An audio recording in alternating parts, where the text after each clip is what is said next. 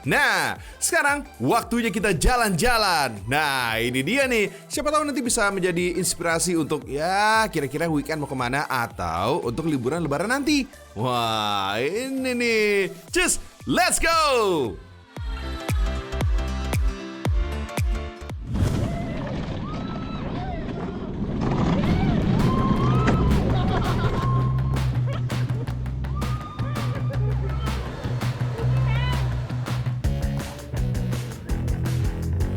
Let's go fams, kita jalan-jalan ke tempat wisata yang berlokasi di Jayagiri, Lembang, Jawa Barat.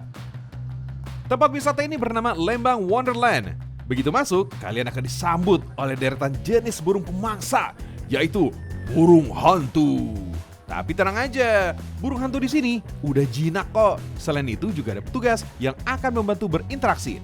Kalau udah begini, kalian juga bisa menghandle sendiri burung hantunya. Tapi harus menggunakan sarung tangan ya fams. Karena kuku burung hantu itu, lumayan tajam fams. Nanti malah ngerusak kulit kakak-kakak ini dong. Masih ada lagi nih hewan lainnya, yaitu iguana. Sama halnya dengan burung hantu, iguananya juga udah jinak fams. Jadi nggak usah takut untuk berinteraksi. Fams, Lembang Wonderland merupakan tempat wisata yang bertemakan dunia impian. Di sini mempunyai area dengan keunikan masing-masing, termasuk spot foto yang keren pastinya.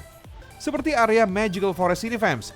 Kalau di sini terdapat hutan buatan, rumah pohon yang unik, serta jalur Magical Forest dengan nuansa Halloween. Sekarang geser ke area Ice Cream Park. Siapa sih yang gak suka es krim? Di area ini terdapat miniatur ice cream yang cukup besar. Ice Cream Park juga menjadi daya tarik buat pengunjung yang bareng keluarga. Karena buat bocah-bocah tentunya bisa puas berlari dengan leluasa. Apalagi bisa memainkan balon sabunnya. Selain terdapat jembatan warna-warni untuk spot foto, di sini juga terdapat ayunan yang dapat dimainkan bersama. Area berikutnya yaitu Snow Village. Kalian akan disajikan bangunan khas negeri salju, yaitu iglo. Dekorasinya juga dibuat semirip mungkin dengan negeri bersalju. Uniknya lagi nih fams, di area ini juga terdapat hujan salju yang akan turun tiap beberapa jam. Buat kita yang hidup di negara dua musim, ngerasain hujan salju kayak gini, pasti bikin takjub ya. Makanya, hujan salju di sini juga menjadi daya tarik pengunjung. Lumayan kan? Gak usah jauh-jauh ke luar negeri, apalagi sampai ke kutub utara untuk merasakan sensasi hujan salju. Loh, ada apaan ini? Kok tiba-tiba ada yang nodong senjata sih? Lah, terus kok pada mematung juga? Hehe, masih pada ingat kan fams? Mereka ini lagi memainkan salah satu game yang terkenal di serial TV Korea fams. Yes, serial Squid Game. Saking ngehitsnya itu serial fams, pada Oktober tahun lalu nih, Bloomberg merilis bahwa serial Squid Games telah meraup hampir 90 juta US dollar atau setara dengan 12,5 triliun rupiah. Waduh, wajahnya sampai ngap-ngapan nih. Selain sukses secara komersial, Squid Game juga meraih banyak penghargaan. Sebut aja Gotham Awards, People's Choice Awards, Golden Globes, sampai Spirit Awards yang merupakan penghargaan utama Amerika. Oh iya fams, kalau event di sini diadakan tiap hari di jam tertentu. Siapa saja boleh ikutan kok, asal mendapat kartu undangan yang diberikan oleh para penjaga game. Gimana fams? Cocok kan untuk masuk ke wishlist liburan kalian? Cus, biar nggak bosan di rumah terus, tapi tetap dengan prokes ya.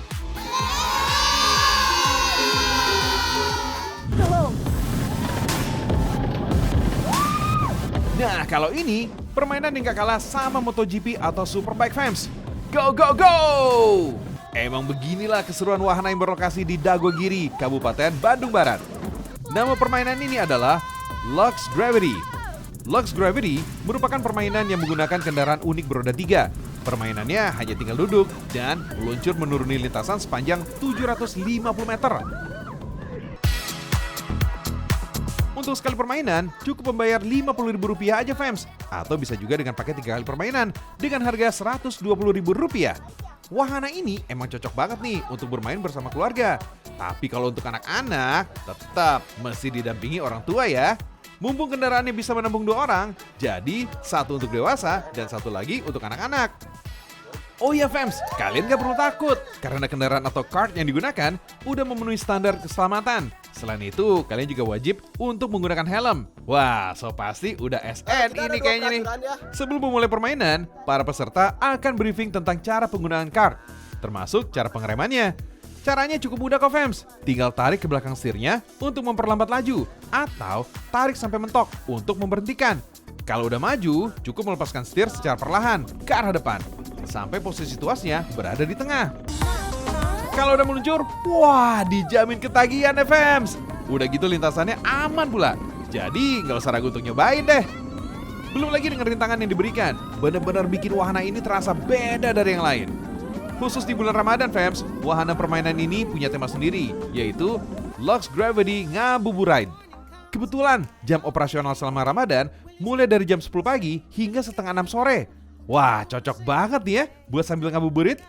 Gaskan lah sambil nunggu buka puasa. Bisa sambil nikmati pemandangan juga nih.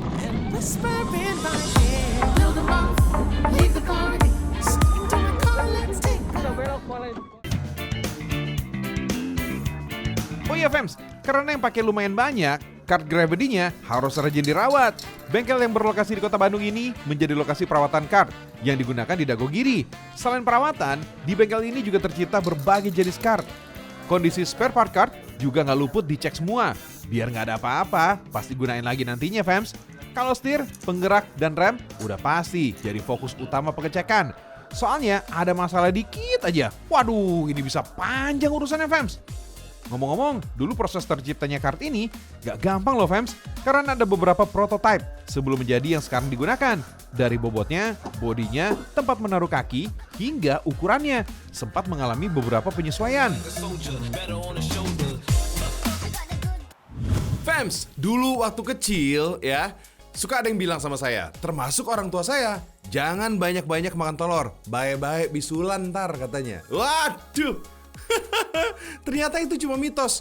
Atau mungkin kayak gini kali ya, saya tuh dulu tuh suka males makan sayur, jadi maunya makan telur aja. Nah jadi akhirnya orang tua saya bilang jangan kebanyakan makan telur ya, nanti bisulan.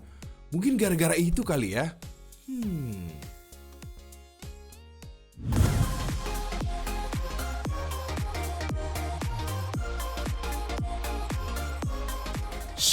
Jangan berisik fams, bentar lagi ada yang mau netas. Wah, kira-kira yang lahir cewek apa cowok ya? Walaupun lama nungguin ya, kelahiran, menetas, atau keluarnya unggas dari cangkang telur, katanya sih gak boleh dibantu fams. Alasannya, menetas adalah proses alamiah unggas. Kalau sampai ada campur tangan manusia, tumbuh kembang si unggas gak bakal sempurna fams. Bisa-bisa malah cacat, berumur pendek, atau bahkan langsung mati. Kasian kan, niatnya ngebantu malah jadi menyakiti. Fams, udah ada yang bisa nebak belum? Ini calon unggas apa? Dari bentuk dan corak telurnya, kalian pasti udah tahu kalau ini telur alien. Bercanda fams, ini dia jabang bayi burung puyuh. Telur burung puyuh punya waktu sekitar 16-20 harian untuk menetas.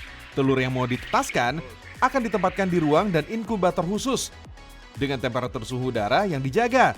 Gak boleh terlalu panas, tapi gak boleh juga terlalu dingin fams. Biasanya suhu ruangan pengeraman atau penetasan antara 36-38 derajat Celcius. Kalau lebih dari itu, lampu inkubator akan padam dengan sendirinya. Cara kerja ini untuk mengganti pengeraman alamiah oleh induk. Dalam sehari, telur juga harus digoyang ke kiri dan ke kanan hingga 5 kali. Biar nggak terjadi penempelan sel-sel telur di dalamnya. Fams, meski dikategorikan sebagai burung, tapi bersarangnya bukan di atas pohon, melainkan di daratan. Wajar aja sih, burung mungil ini emang susah terbang. Oh iya Fams, anakan burung puyuh yang berusia 1 minggu udah bisa dipindahkan ke kandang pembesaran. Kalau dilihat dari postur anakannya, burung puyuh sekilas mirip dengan ayam. Tubuh kecil dan gemuk dengan kaki yang agak pendek. Puyuh dewasa pada umumnya memiliki ukuran panjang sekitar 19 cm. Memiliki badan bulat, ekor dan paruh pendek, serta daya tahan tubuh yang cukup kuat. Kandang pembesaran ini, anakan puyuh yang baru dipindah mulai diberi pakan khusus supaya cepat besar. Sengaja wadahnya dilapisi kawat ya fams, supaya nggak tenggelam di dalam makanannya.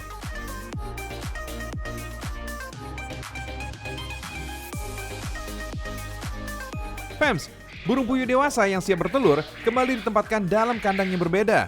Kesehatan, tingkat stres, dan pakan burung puyuh akan sangat diperhatikan supaya bisa produktif. Puyuh dewasa berusia 45 hari. Biasanya udah bisa bertelur. Selama 18 bulan berikutnya, seekor puyuh akan terus bertelur sekitar 1 butir setiap harinya. Yang uniknya lagi fams, hanya dengan asupan pakan yang bergizi, burung puyuh betina bisa bertelur tanpa harus melalui proses kawin. Wow!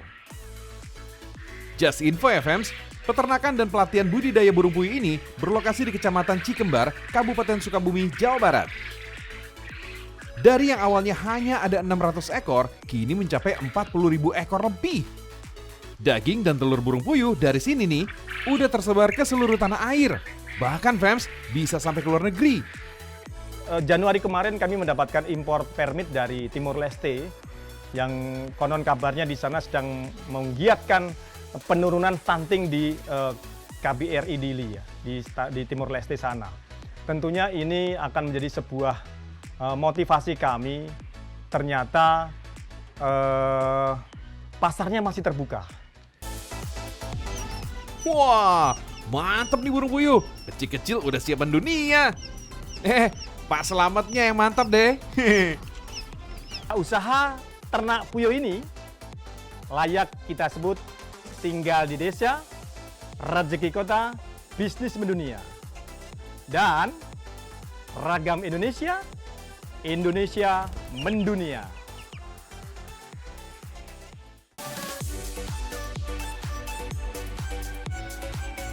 Oh iya fams, Indonesia memang dikenal sebagai negara yang paling tinggi dalam memanfaatkan unggas. Makanya, peternakan unggas jumlahnya lumayan banyak.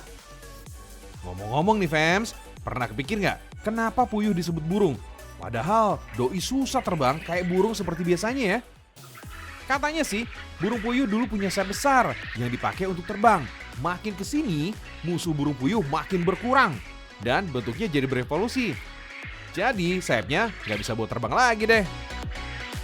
Ada juga yang bilang burung puyuh menjadi unggas yang tertua. Bahkan keberadaannya udah eksis nih sejak zaman prasejarah. Wah, kecil-kecil gini udah sepuh ya.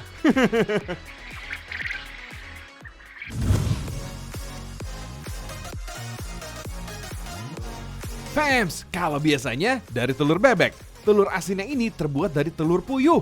Bukan cuma telurnya, daging burung puyuh juga nikmat kalau dibuat sate dan olahan bekakak. Soal cita rasa, gak usah ditanya fams. Telur asin puyuh ini punya porsi dan ukuran yang pas. Asinnya juga gak berlebihan. Fams, telur puyuh termasuk makanan tinggi protein. 5 butir telur puyuh punya protein yang setara dengan sebutir telur ayam. Jadi, telur puyuh adalah makanan sehat selama jumlah konsumsinya sesuai. Kalau selama ini sering dituduh sebagai biang kolesterol, itu fitnah fams. Itu karena kita nggak nyadar, makannya berlebihan.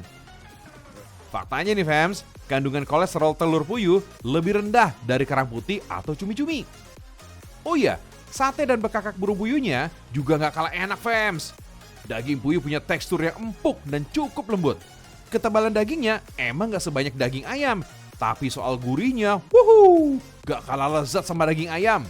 Walaupun kecil, nutrisi daging puyuh juga dahsyat karena terbukti mampu menjaga kesehatan mata dan kulit. Selain itu, baik juga nih untuk kesehatan tulang dan pernapasan. Oh iya, beda telur, beda pula nih bahan pendukungnya. Selain telur puyuh, ada garam, batang serai, dan juga daun salam. Kalau untuk sate dan bekakak, daging puyuh aja udah cukup nih sebagai bahan utamanya. Fams, untuk membuat telur puyuh asin, caranya gampang banget fams. Yang paling banyak dibutuhkan adalah kesabaran. Kalau telur bebek asin kan kadang pakai abu gosok dan rebukan batu bata. Kalau telur puyuh asin, cukup pakai rebusan air garam. Untuk 3 kg telur puyuh, biasanya butuh sekitar 1 kg garam. Tapi durasi ngerebusnya lumayan lama fams. Bisa 5 jam atau bahkan lebih. Kalau bikin sate dan puyuh bekakak mah, wah ini mah gampang. Tinggal bakar daging, lalu olesi dengan bumbu kecap dan rempah-rempah. Oh iya fams, Buat yang belum paham bekakak, ini dia nih kuliner tradisional Jawa Barat. Biasanya, hidangan bekakak memakai jenis daging ayam yang dipanggang utuh. Hidangan bekakak dikolongkan menjadi makanan spesial untuk kegiatan pesta adat, seperti pernikahan, sunatan, dan acara tradisi yang lainnya. Nah, selain telur puyuh asin, masih banyak lagi nih olahan daging dan telur puyuh lainnya. Dari yang pedas dan manis, semuanya komplit deh dari Sukabumi, Jawa Barat. Produk olahan puyuh ini dipasarkan ke Jakarta dan beberapa daerah lainnya. Bahkan nih, udah mau dicoba untuk menembus pasar dunia. Amin. Semangat ya Pak, yakin deh, pasti bisa. Oh iya Fems, ada tips yang berguna nih untuk membedakan telur yang kualitasnya masih oke dengan yang nggak oke. Pertama, cari telur yang warna kulitnya masih tajam atau masih terlihat cerah. Bintik hitamnya terlihat jelas, warnanya juga timbul. Cara kedua, mirip seperti memilih telur pada umumnya. Cukup rendam dalam air, kemudian perhatikan. Telur yang ngambang kualitasnya nggak lebih baik dari telur yang tenggelam. Jadi buang jauh-jauh deh tuh telur puyuh yang mengambang. Makanya pilih yang jelas aja. Jangan yang masih ngambang, ntar capek hati kita.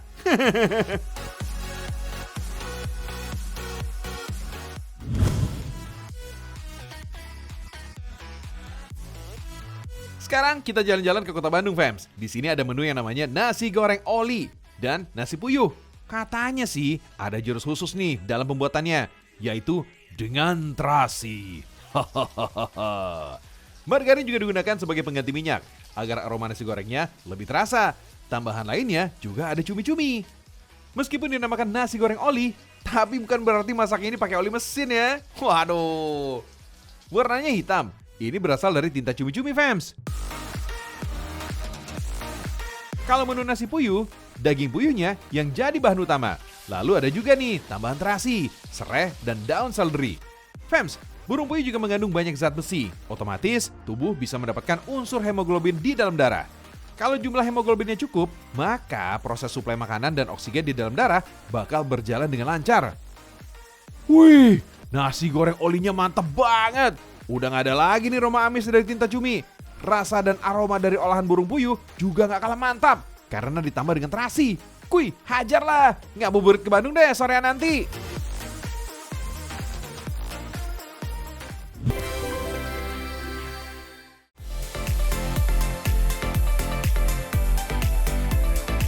Udah jam 6 pagi, Fems. Saatnya saya, Joe Ricci, harus undur diri. Kita ketemu lagi hari Senin ya. Jangan lupa nonton terus Seragam Indonesia, karena Indonesia mendunia. Selamat beraktivitas dan semoga tetap lancar puasanya ya. Jumat barokah semua.